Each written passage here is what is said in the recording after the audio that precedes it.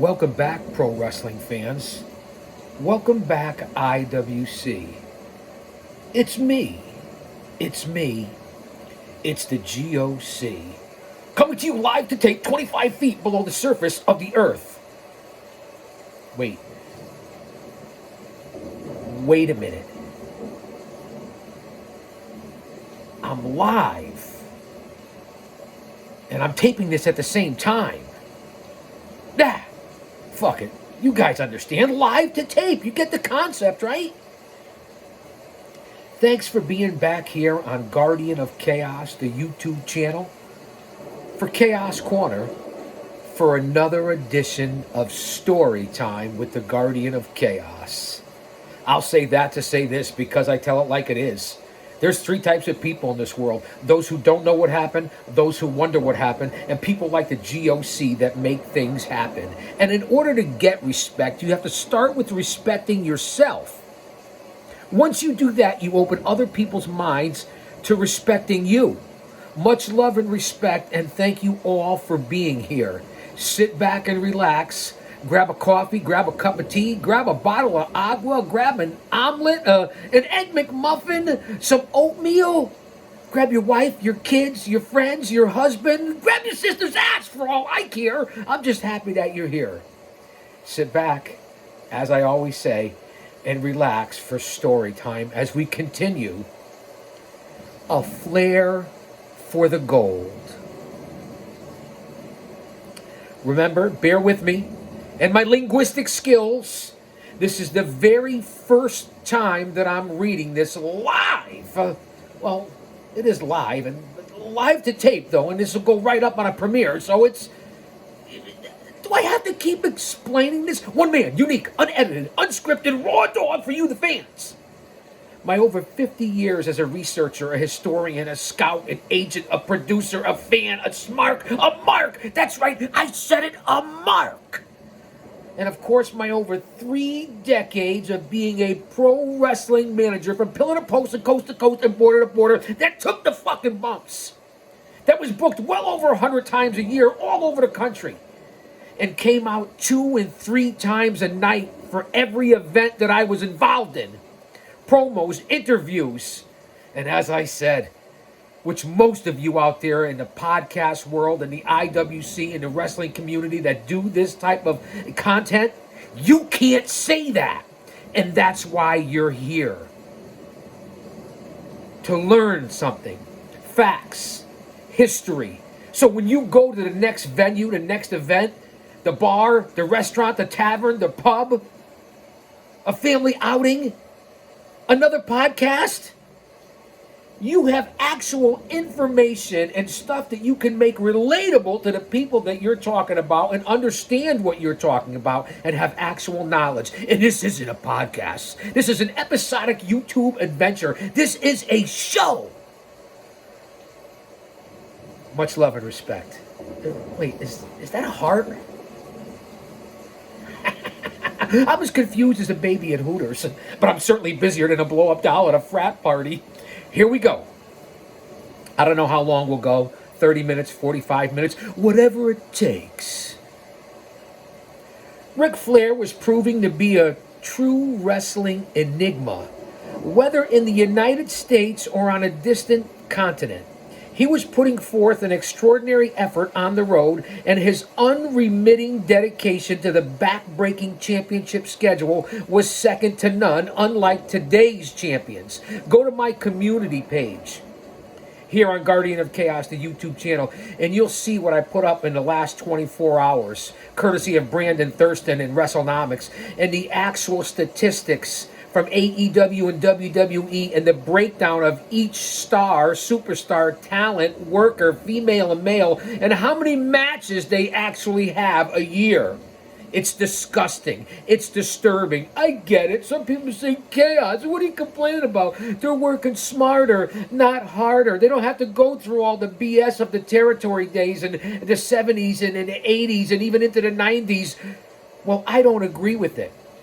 I guess it's smarter and better for the talent nowadays, but is it really truly in the sport in the history and the tradition of pro wrestling. And I get it. I'm the old man, Brand, the over 50 demo god. Things got to change. You got to change with the times. I have an old school mind, but I have a new school approach. Remember that. Go check out those numbers on the community page, and you'll find it very interesting as we talk about Ric Flair today in this unbelievable first-time read for me here on Chaos Corner. So again, I appreciate it if you bear with me. We are 25 feet underneath the surface of the earth. It has its effects on you. So when we're talking about schedules and back-breaking championship schedules, in the ring, his physicality never ceased to amaze. He'd work for 60-minute matches like they were nothing. And when called upon to raise the proficiency of his opponent and carry a match, Flair was the best in the business. Unlike today where you're embarrassing yourself, Nature Boy. Woo! And I know you're watching and you'll get word of this. Do you remember when we met in 1994? In the Boston Garden? I was with the legendary Bull Montana from the NWA territories with the Boston bad boy Tony Rumble. And I was introduced to you as Big Daddy, Kevin Sullivan's tag team partner. Well, that was a misnomer and a misrepresentation by Bull Montana. But I saw you peeking through the curtain, and then we were in the back, and I actually saw the helicopter. Do you remember that, Flair? Because I'll never forget it. So word might get back to you about this podcast and what I'm talking about here. Could you please grow the fuck up nowadays? Could you please go out with some class and dignity like you were in the 70s and the 80s into the 90s when you were class personified? Pure class in a glass, like a glass of champagne that you used to brag about, styling, profiling, kiss stealing, wheeling, dealing, jet riding son of a gun? Come on, Flair. You're on my Mount Rushmore. You're embarrassing yourself, bro. Charlotte, can you talk to your dad? All right, let me not get sidetracked. I got a little sinus going on. It's supposed to be 85 degrees all week in the greater New England tri-state northeast area. Shout out to our Lord and Savior Jesus Christ, because if he's for us, no one else can be against us. Stay mentally, emotionally, physically, and spiritually fit before I get started here. Situational awareness, there's a lot coming down the pipe. Be prepared, be prayed up. That's all we really have. Let me carry on here, fans. I get a little sidetracked, but you guys know that my mind is like a lazy Susan. It'll come back around. I have amnesia and deja vu at the same time. I think I've forgotten this before. As NWA World Champion, all eyes were constantly on him, and he continued to raise the bar. At the center of his personal evolution as title holder was Flair's perseverance. He had gained a genuine working knowledge of being champion, which could only be attained by actually being the traveling NWA king. Nothing he was told beforehand could have prepared him for the responsibilities of being the top wrestler in the world. It was something he had to live to understand. By 1983, he was an expert. And in 1983, I believe I was 20 or 21 years old, living this in reality. Getting ready to start my own journey in the world of professional wrestling. The pressure is unbelievable, Flair confessed to Paul Haskins of the Winston-Salem Sentinel.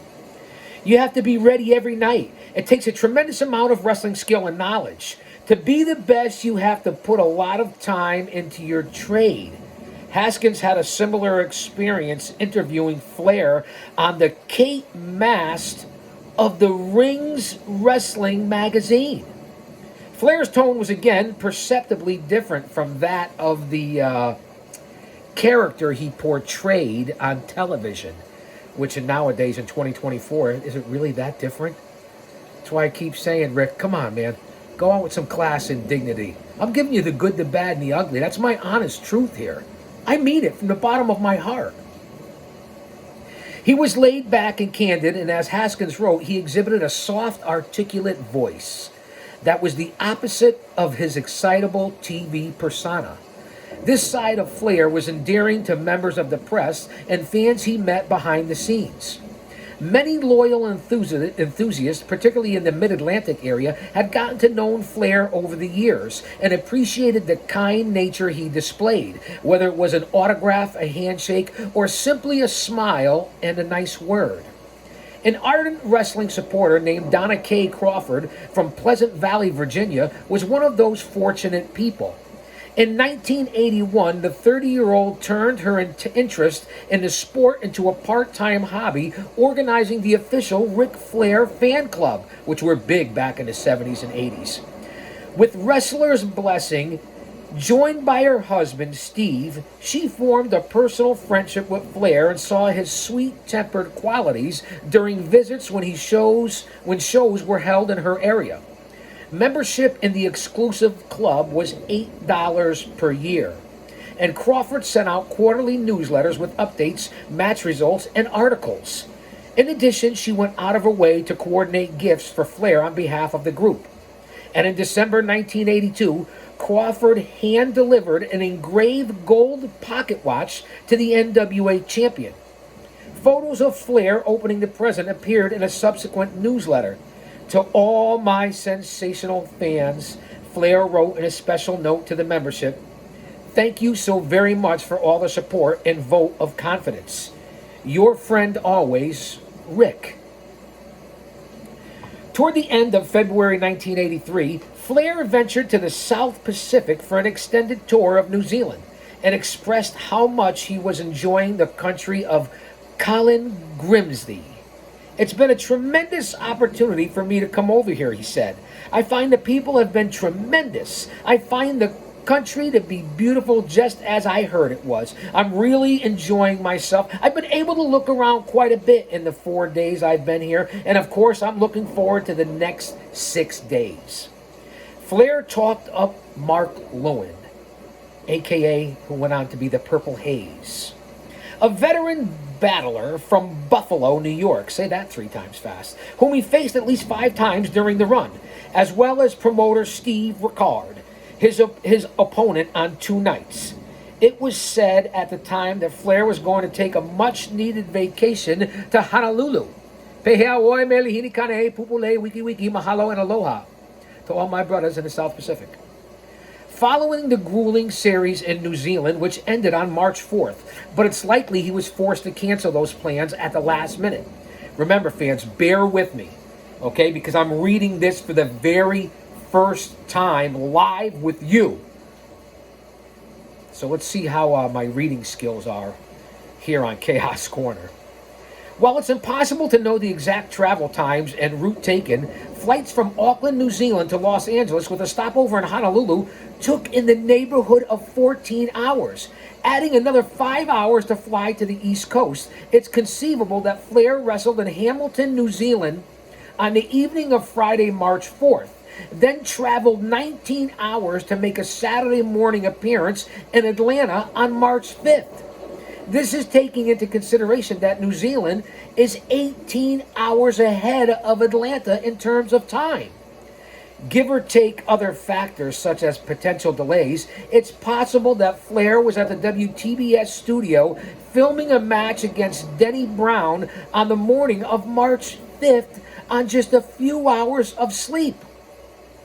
Interestingly, if this is true, it's the perfect illustration of how the champion's schedule frequently changed to fit the needs of promoters. According to the original booking calendar for the champion, Flair was supposed to finish up for Rickard on March 5th, return stateside the next day, and resume matches in the Charlotte territory between March 8th and March 12th.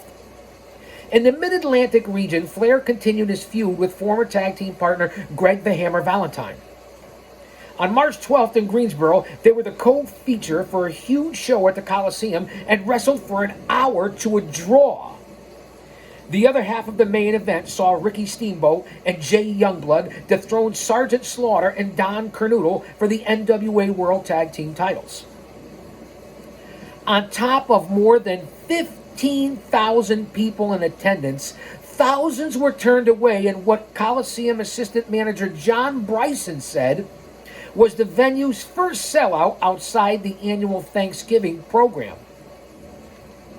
Talent from the local promotion still went up to Toronto for regular cards at Maple Leaf Gardens. And although Flair's warfare with Roddy Piper had ceased in the Carolinas, they remained enemies in Canada. More than 18,000 people packed the Garden on March 27th to see Flair prevail over Piper in 19 minutes and 26 seconds. Their rematch, a matinee card on April 10th, drew another 12,000, and Flair won by disqualification. In interview segments, Flair often spoke about Toronto with reverence, and he recognized the exceptional tradition of the Maple Leaf Wrestling. His admiration for beloved promoter Frank Tunney was evident, and his respectful comments further ingratiated him with fans of the region. Crowds in Toronto cheered Flair despite his reputation as a rule-bending brute and his magnetism directing the booking scheme designed by the powers that be. Flair's popularity in Toronto was unrivaled for the time period, and his gate numbers were comparable with the biggest wrestling stars in the history of the territory. Tunney's sudden death on May 10, 1983, at the age of 70, rocked the wrestling industry. And his successor, nephew Jack Tunney, arranged 2 outdoor spectaculars at Exhibition Stadium that July. But before either of those 2 shows occurred, Flair was expected by the NWA's leadership to lose his championship. The decision to switch the title was more about politics than any aspect related to Flair's performance. By mid-1983, NWA President Bob Geigel was in an unusual predicament in St. Louis, where he was a partial owner. Larry Matzik had quit the job as general manager for the St. Louis Wrestling Club after a series of promotional disagreements with Geigel, and he was in the process of organizing a legitimate resistance to the NWA in a city that had always been known as the heart of the Alliance. There was much more than money on the line in what was projected to be a bloody promotional war, and Geigel was prepared to do whatever it took, to ensure that his company survived. He had reason to be concerned. Matzik had a great mind for the business and had learned the inside tricks directly from Sam Mushnick. He knew what made St. Louis a thriving wrestling metropolis, and with connections to talent across the United States, he was in a unique position to challenge Geigel and the NWA for territorial rights.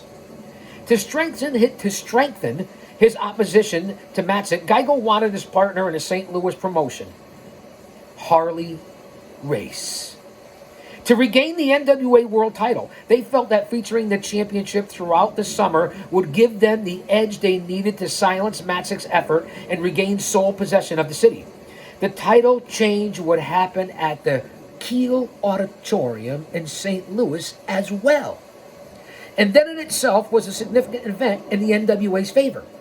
Putting the belt back on Race created another landmark element to the overall story, which magnified the importance of the moment. For years, the record holder for the most NWA World Heavyweight title victories was Lou Thesz, the legendary wrestler whose career spanned 6 decades. Promoters and journalists attributed 6 championship reigns to Thesz, ignoring the fact that the 3 of his victories were actually for the National Wrestling Alliance, National Wrestling Association, not the Alliance. One between 1939 and 1948. Talk about history here at Chaos Corner. That's what you get here. Facts. Thesz had been long celebrated as the 6-time champion, a feat that seemed insurmountable.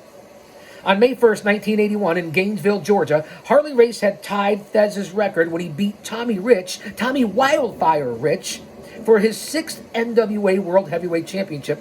Geigel's push to give Race a 7th title would eclipse Thesz once and for all, displacing him from one of wrestling's greatest achievements. It could be argued that part of Geigel's motivation was spurred by Thesz's decision to join Matzik's side in the wrestling war. Thesz had agreed to referee the main event of Matzik's first show on June 18th, 1983 at the Checker Dome.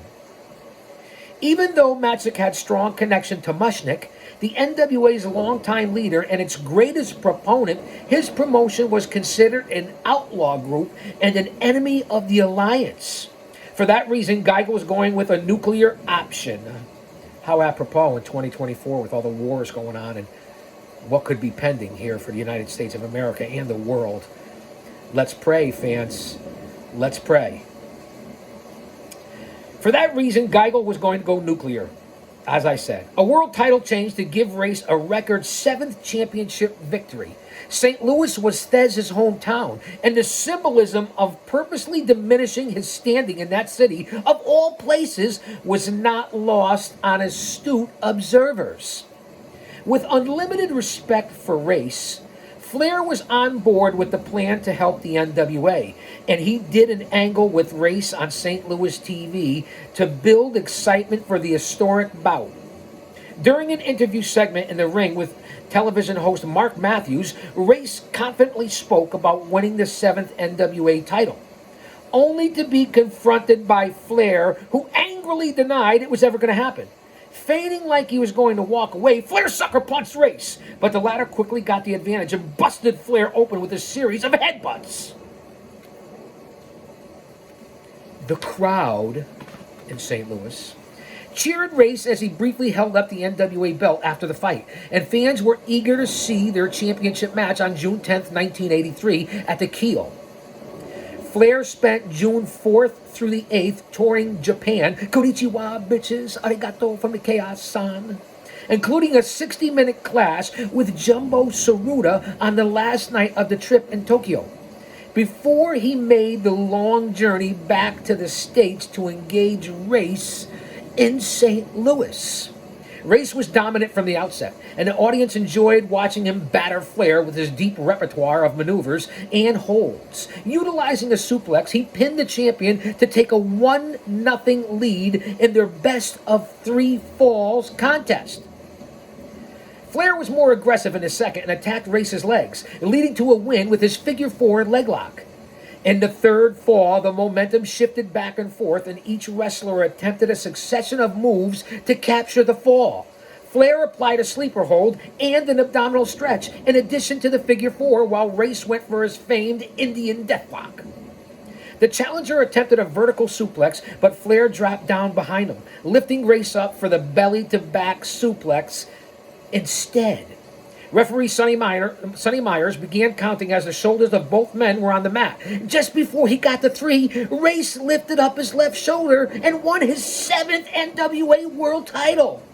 For Race and his supporters, it was a clearly defined victory, but back in Charlotte, on the local telecast of Mid-Atlantic Championship Wrestling, the finish was called into question.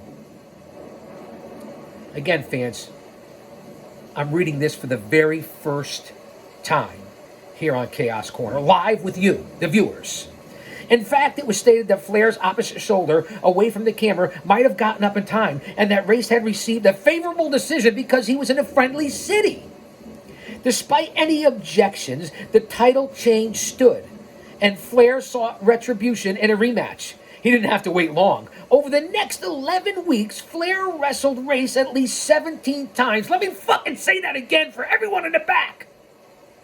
Over the next 11 weeks, Flair wrestled Race 17 times. Would that ever happen in today's industry?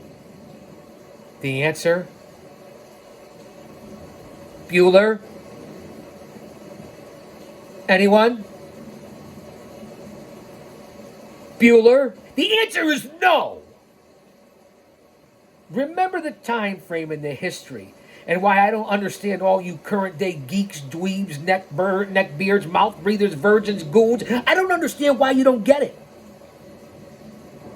There's a rear view mirror and there's a front windshield for a purpose. Always look, and there's a reason why the rear view mirror is smaller and the windshield is bigger. Always look back into your rear view mirror. Honor it, acknowledge it, respect it. For those who paved the way before you. Without that rear view mirror, you can't get to where you are or to where you're looking to and where you want to go. No one's saying be an old grumpy son of a bitch and don't respect the present or the future, but look back and honor it. And then remember that's why you're here. And then step on that gas pedal, look in that windshield, and it's full speed ahead. Do you understand yet? Do you understand why I'm so motivated and passionate? And why I fucking do this? Do you? Let it sink in. Put that in your pipe and smoke it. Wow. 11 weeks, they wrestled 17 times. A dozen of those matches took place in the Mid-Atlantic region, and most of these contests ended in disqualifications. Back in St. Louis, Flair regained standing on July 15th, 1983, by going through 4 men to capture the vacant Missouri State heavyweight title when state titles around the country during the territory days, even into the 80s, meant something. It was stepping stones, a ladder to the top. Don't you guys get it? I know I keep saying that. Did he have the brain of a dehydrated baby? No offense, man. Lighten up, kayfabe. The silver belt was vacated by Race following his NWA title win. And in the tournament final, Flair beat David Von Erich. The triumph also secured Flair a world title shot at the Kiel on August 5th. Now, as the challenger, keep that in mind, because Race is the champion for the 7th time, Rick was gaining popularity in St. Louis, while Race took on the win at any cost role that a heel champion normally portrayed. Flair was determined in their August 5th match and looked fantastic, according to one eyewitness, but he was defeated in 3 falls. That's another thing, 2 out of 3 falls for these heavyweight titles. How often does that happen in current day? Less than 2%? 1%? Ever? He was already thriving in position as a motivated challenger, and there were serious and obvious similarities between the Flair of 1981 and the Flair of 1983. But the Nature Boy in the summer of '83 was much more technically proficient and self-assured. With that said, though, he had proven to be an even better champion. He was successful from Portland to Puerto Rico and had established feuds in every territory ready to draw at the box office. It was rumored that Race was only going to reign for about, a month before losing the strap back to Flair. But Dave Meltzer of the Wrestling Observer newsletter, back when Meltzer's opinion actually fucking meant something, because today he's got his head up his ass. I don't know what he's thinking. He's got the brain of a turnbuckle, Meltzer. That's right, Dave. And I know you'll see this because we've known each other for a long time. Am I right? You remember, don't you? As we continue here on Chaos Corner, a Flair for the gold. Story time with the G.O.C. Meltzer revealed that those plans changed due to political reasons inside the NWA. There's politics in every walk of life, and this proves it, especially in the world of pro wrestling. Smart fans, smarks nowadays, right? Disliked the idea of a long run for Race and criticized his out-of-shape appearance and lack of charisma as compared to Flair, but he could stretch the fuck out of you, that's for sure. Race was no joke, a legitimate badass. Go watch the Vice series Dark Side of the Ring. And I don't mean to cuss. I really don't mean to. It just comes out, it happens, I get motivated, I get passionate, I get carried away. You fans know that. And I do apologize for that part about it. But fuck it, man. The debate over the World's Heavyweight Championship continued to dominate conversations within the National Wrestling Alliance. Every member had an opinion, and Bob Geigel's motivation to support Race was just as important as Jim Crockett's rationale for Ric Flair. Essentially, it was all in the eye of the beholder. Am I right? Because that's what it's all about. It is in the eye of the beholder. Flair's recent success in aid of the entire NWA couldn't be ignored, and there was enough enthusiasm to support a second reign. However, the Wrestling Observer newsletter noted that Race's future as champion was not going to be discussed during the NWA's annual convention in Las Vegas, held August 22nd and 23rd in 1983. Dave Meltzer added that Race was likely to be king for a while. Now, how about that when he went on to be the king of the WWE and all that chicanery that they made into cartoon characters? The ironic, is that the right word? Email me, inbox me, leave a comment. I think that's the right word. This narrative and that narrative was soon complicated by stories surrounding the push of David Von Erich toward the NWA title. And it appeared the young wrestler from Dallas was in the best position to dethrone Race for the championship. But the fate of the NWA World title wasn't yet known to the public. Behind the scenes, Jim Crockett had moved back into a position of formal leadership after taking a year off. At the 1983 convention in Vegas, he was voted first vice president of the NWA and returned to its board of directors. In addition, he was arranging what was expected to be the biggest show in the National Wrestling Alliance history with an expansion to JCP's, Jim Crockett Promotions, annual Thanksgiving program in Greensboro. Moving Flair back into the top spot on that particular evening was his ultimate goal, and Crockett had the influence to get board approval.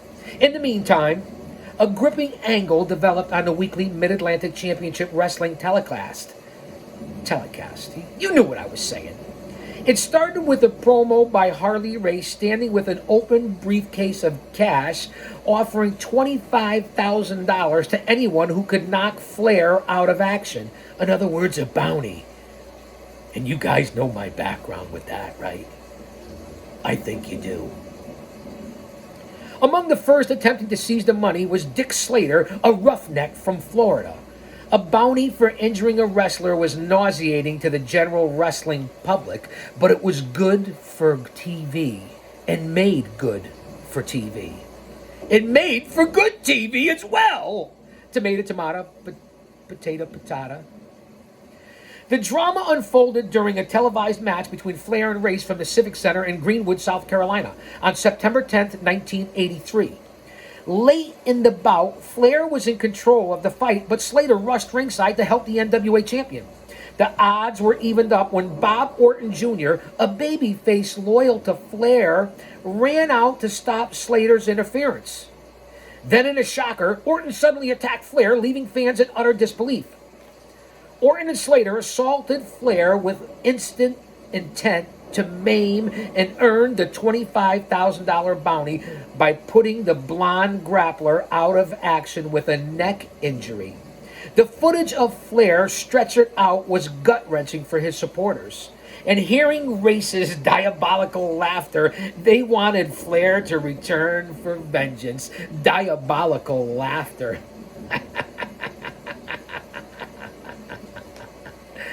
The memorable Greenwood match was taped on Wednesday, August 31st.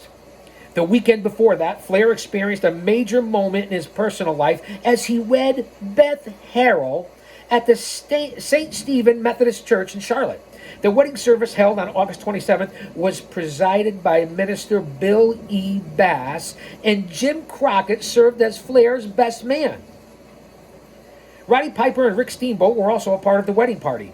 Throughout September, Mid-Atlantic TV sold the graveness of Flair's injury at the hands of Orton and Slater, teasing the idea of his retirement. An article in the Charlotte Observer on September 16th reported that he had suffered damaged vertebrae and nerves as well. A strained muscle in his neck as well. Flair was recovering in Minneapolis at the home of his parents, and it was going to be at least 2 weeks or longer before his return to the mat. Little did most fans know in the Mid-Atlantic area, but Flair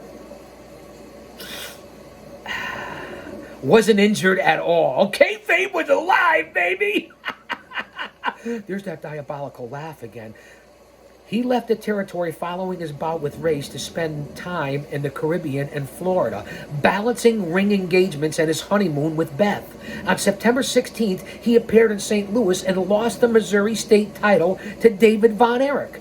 Without the internet to spoil the storyline, passionate enthusiasts in the Carolinas waited with bated breath for any kind of update on Flair's physical condition.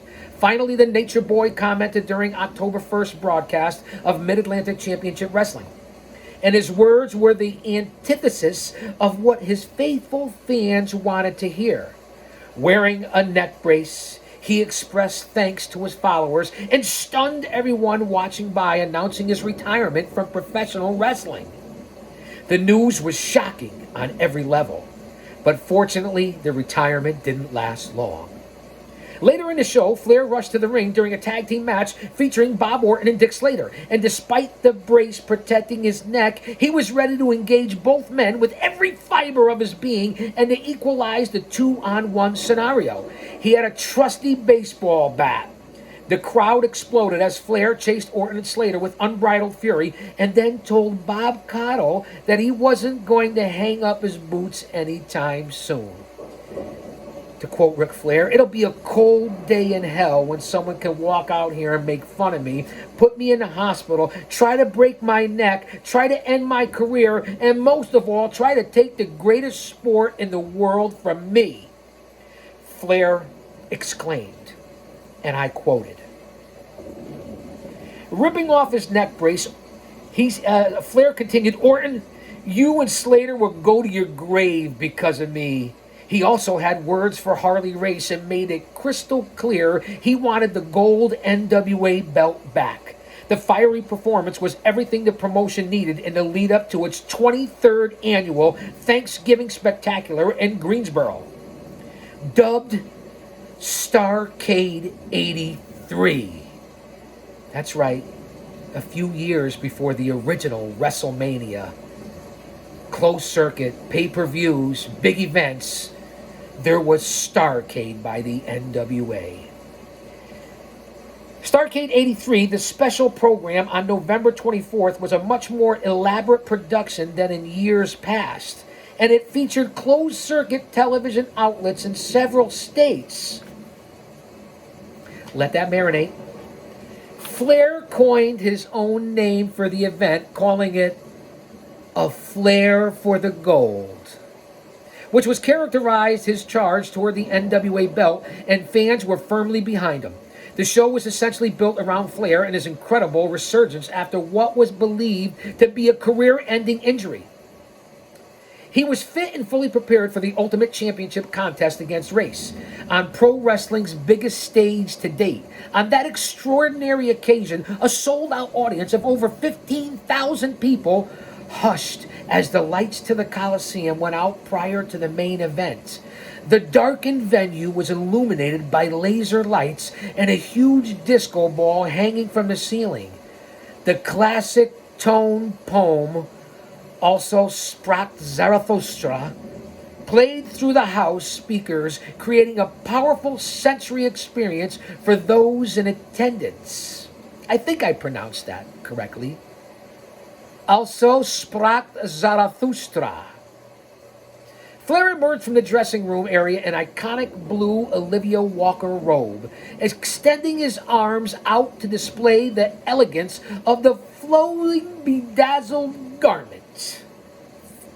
He was mobbed by exciting fans en route to the ring, and the atmosphere was unlike anything Flair had yet experienced. To ensure a winner, a cage surrounded the ring, and no disqualification stipulation prevented the champion from saving his title on a technicality. During their contest, Flair and Race stood toe-to-toe and gave an exhaustive performance that included psychology, violence, and of course, blood. That's why I always say ring psychology, emotional investment. That's what it's all about. Storytelling here on Story Time. The hero of the evening, Flair, took a great deal of abuse from Race, only to rise up at the end and deliver the result enthusiasts hoped to see. A crossbody off the top rope and a chaotic landing on Race gave the Nature Boy his second NWA World Heavyweight title. Afterwards, an emotional Flair told the crowd, "This is the greatest night of my life." Listen up, take out your notebook, grab a pen, write this down. Since 1948, only 5 wrestlers had regained the National Wrestling Alliance World Heavyweight Championship. Lou Thez, Jack Briscoe, Harley Race, the Giant Baba, and the American Dream, Dusty Rhodes. Flair had discussed his title loss to Race the June before, and as well as overall mindset in a kayfabe interview with a small-town reporter in North Carolina. You see how important kayfabe was to the business. Do you guys understand yet in this day and age, you new school motherfuckers? I was disappointed but not discouraged or down about losing, to quote Ric Flair. My personality doesn't work like that. I just made up my mind that I was going to get back what Race had taken from me. The reality was that Flair was positioned politically with support from Jim Crockett and Race himself to get a second reign with the belt. Without Race's endorsement, it never would have happened, and Race could have remained champion well into 1984. But Race was happy to pass the torch, and Flair did the job with the utmost dignity. Wait, let me read that again. Race was happy to pass the torch to Flair. Hello, McFly, and did the job with the utmost dignity. Crockett, too, manipulated the NWA chessboard to ensure his man got the strap and everything worked out. One of the first things Flair did as champion was venture to Atlanta for a TV taping at WTBS, similar to his first reign. He told Gordon Soley that it was a tremendous honor to be the NWA title holder again. A lot of people said that Ric Flair disappeared from the wrestling scene from the center of professional wrestling, which, let's face it, it's right here in Atlanta, to quote Ric Flair. But I'm back. No brag, just fact. Bigger and better than ever. Appearing polite and respectful to Soley, Flair finished the interview by saying, and I quote, "This time, Gordon, unlike before, the World Heavyweight Champion is going to defend this title when he wants to and only when he wants to. Thank you. I'm sure it's been a pleasure for everyone," to quote Ric Flair. After months of being a likable and courageous idol, Flair was adjusting his ring personality to meet the demands of the traveling champion. Within the first few weeks on the road, he was almost exclusively wrestling babyfaces, including the Von Erich brothers and Tommy Rich. On December 18th, 1983, he appeared at Juan Ramon Lubriel Stadium in Bayamon, Puerto Rico. No me jodas, marico, muévete, culo, pendejo. De nada, I'm only kidding, man. It's a joke. Lighten up, man.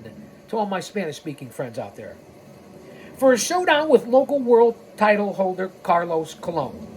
This wasn't the typical title versus title affair with the expected inconclusive finish, but a contest to determine the first Universal Heavyweight Champion. Flair suffered a loss to Colon that night in a cage match, establishing the Universal title as the main championship for Colon's World Wrestling Council. A week later, he wrestled David Von Erich at the Christmas Star Wars program in Dallas in front of 20,000 spectators at the Reunion Arena. In the desperate act of an immoral champ, Flair nailed Von Erich with a microphone and earned a disqualification, saving his belt.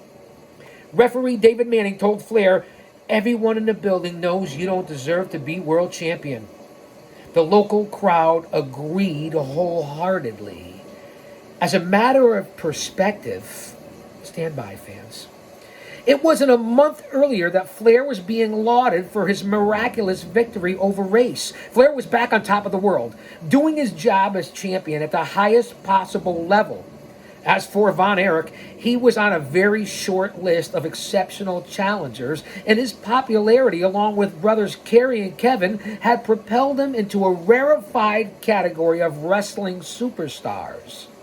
With drawing power in Texas, think about that, plus experience in Florida, St. Louis, and Japan, David Von Erich was being positioned as a potential successor to Flair. Von Erich, standing at 6'7", he had an imposing size, but he was also agile and versatile enough to wrestle the strength of his opponents. A necessary trait for a touring champion. He was already the Texas State title holder when on February 3rd, 1984, he beat Michael Hayes of the Freebirds to win the NWA United National Heavyweight crown. Von Erich was booked for an important tour of Japan soon thereafter. But before his first match in that country, The 25-year-old was found dead in his Tokyo hotel room. Rest in peace, David Von Erich. The heartbreaking news stunned the wrestling industry and insiders as well as fans who wanted to pay their respects.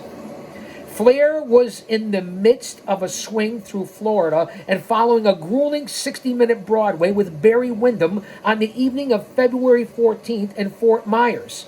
He raced to Dallas to attend a funeral ceremony the next morning. A reporter caught up with Flair asking about his in-ring rivalry with Von Erich, and to quote Ric Flair, "The fact that we were enemies in the ring didn't have anything to do with the tremendous amount of respect I had for him. He had unlimited guts." Immediately after the service, Flair flew to Miami Beach where he wrestled Windham again. His Herculean effort demonstrated his respect for a fallen wrestling contemporary while remaining committed to his schedule as NWA champion. Flair had a clear track record of being reliable, but things didn't always go according to plan. In March 1984, he was booked by promoter Steve Rickard for a 7-day tour of New Zealand and Southeast Asia. A problem with his itinerary caused him to miss a plane connection on Air New Zealand from Los Angeles, and he ended up no-showing the first date of the trip in Christchurch, New Zealand. Rickard was upset by his absence and spent hours on the phone trying to find out what happened. He had a packed house, and some fans had traveled great distances to see Flair defend his championship against Harley Race. To quote Rickard, "We arranged all the international flights, but you have to leave it to the wrestler to see to the internal connections." Race was sympathetic to Flair's situation. To quote Harley Race, "I can understand it because I've been in his shoes for years." The next day in Wellington, Flair was approached by Race with an idea. In effort to help Rickard and possibly a way to soften the blow from the no-show in Christchurch, Race wanted to personally authorize a title switch of the NWA Championship. He thought if they flipped the belt, it would garner widespread attention for Rickard's promotion, without the NWA leadership back home being any wiser. Flair trusted Race and agreed to the unsanctioned title change. On March 20th, 1984, at the Town Hall in Wellington, Race pinned Flair to win his 8th NWA World Heavyweight title before a crowd of 7,000. The plan was for Flair to regain the belt a few days later in Singapore. But this arrangement unraveled when Paul Bosch, the famed Houston promoter, who was unexpectedly at the event, notified NWA members back in the States as to what had transpired. Naturally, NWA executives were upset by the news and wanted the title confusion quickly cleared up. The story given to reporters and the public was the referee Chris Miller counted Race's pin too fast in the Wellington match, making the finish illegitimate. Bosch's presence was also incorporated into the explanation behind keeping the belt on Flair. Steve Rickard proved wise as he had invited Paul Bosch as an observer. Flair told Wally Yamaguchi for an article in Gong magazine, if he had not been present there, Harley would have insisted on his victory more loudly. The tour continued in Singapore, and on the third night of the World Championship Series at the Gate World Stadium in Kallang, on March 25th, Flair beat Race to retain his NWA title, although reports of Race's victory in Wellington, New Zealand, were spread by New Zealand wrestling historians Dave Cameron and Vern Ross, as well as Gong magazine. A deep cloud of mystery surrounded this event for well over 2 decades. To this day, fans who appreciate the details of wrestling history, like you do here on Chaos Corner with the G.O.C., find this footnote in the lineage of the NWA World Heavyweight title utterly fascinating. And that's why I brought you story time today. That wraps it up for this edition. 50 minutes in, I kept it under an hour and read this for the very first time with you. Go out and get this book. It's an unbelievable read. I will be back to continue with more stories here on Storytime. Don't forget to subscribe to the channel. Tap that bell for notifications. Email me, inbox me, leave a comment. Go to the community page. Go to the playlist. 3,000 videos. Shooting for 1 million total views. I'm going to leave it up to you, the fans, because I'm going to be here regardless. And I appreciate each and every one of you. And just know that I know, and you know that I know, that you're watching. I'll say that to say this, because I tell it like it is. Don't you dare miss it.